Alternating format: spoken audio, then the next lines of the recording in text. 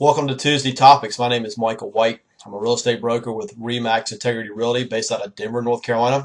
For those of you not familiar with the Denver area, Denver is a small suburb of Charlotte.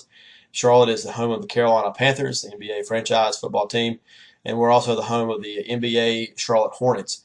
We also have a Bank of America has a corporate headquarters here in the area, as well as a Lowe's Home Improvement.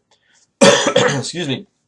This afternoon, we'll talk a little bit about the importance of having a survey. I'm working with a client right now who we're in the due diligence period of a contract.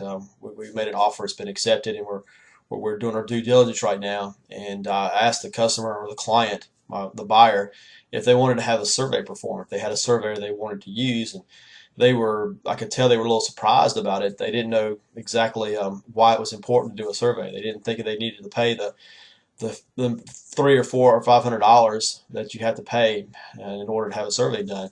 So I took a minute and I explained to them that having a survey was very important. That it may cost $400 or $500, but yet think about it in the overall picture of what you're buying or what you're invested in. You're invested in a house, in a piece of land, and you're paying several hundred thousands of dollars to buy that property. And, maybe in some cases you're paying millions of dollars to buy a piece of property.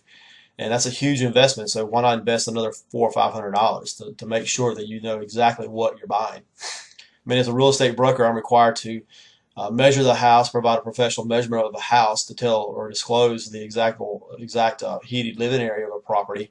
I can't fudge that number. I can't make that number up. I mean, we're taught not to use tax records, so we have to be sort of accurate on what we provide.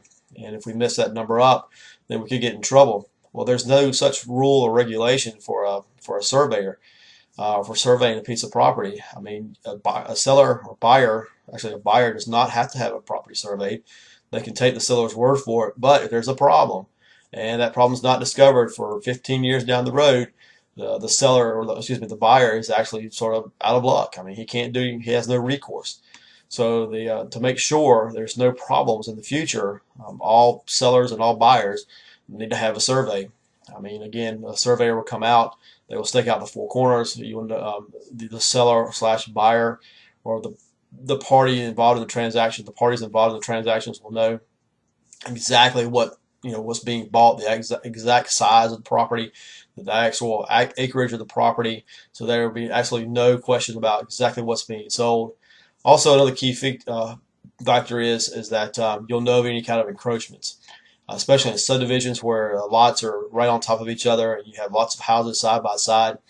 Sometimes neighbors want to put up a fence, and sometimes by mistake the neighbor will put a fence up on someone else's property, and that can be a problem. If seller goes to sell their land or sell their house and there's a fence on it, then the new buyer most likely won't close on that property until that fence is dealt with. And then, of course, then the seller's got to go talk to the neighbor, and depending upon their relationship, it could cause a lot of problems. I mean, there's definitely going to be money involved in moving the fence, and then if the fence is old, and I mean, it just runs into a nightmare.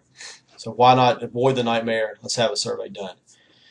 Again, the investment of a survey is relatively inexpensive compared to most items you buy or you're going to be doing, or the money you're going to be paying when it comes to buying a piece of property. $400 or $500 is not uncommon, and that's relatively inexpensive when you're, again, thinking about the several $100,000 of your investing.